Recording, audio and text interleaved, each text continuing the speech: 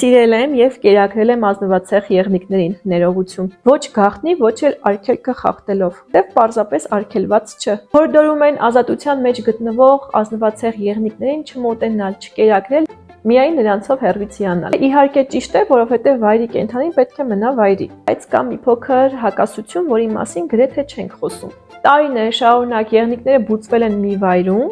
որը բաց է եղել այցելուների համար։ Հազարավոր մարդիկ մոտեցել են, կերակրել են, շփվել են և լուսանկարվել են։ Պես է աշխատում բնությունը, եթե կենդանին ամեն օր մարդու ձեռքից սնունդ է ստանում, նա սկսում է մարդուն ընկալել որպես սննդի աղբյուր։ Նրանք չեն վախենում, մոտենում են, նրանց տրամաբանությամբ հաջորդ քայլը պարզ է, եթե կա մարդ, ապա կա սնունդ։ Գուցե հիմա ժամանակն է նոր կանոնների, եղնիկներին պետք է հիշեցնել, որ մարդը հեռվից հիանալու համար է, ոչ թե մտերմություն անելու։ Մի բան, սակայն հստակ է, երբ տեղաշարժը հսկվում է ռադիո վզկապով, քայլերը գտնում են պետական պահպանության ներքո, նրանց վնասելը ենթադրում է օրենքով սահմանված պատասխանատվություն։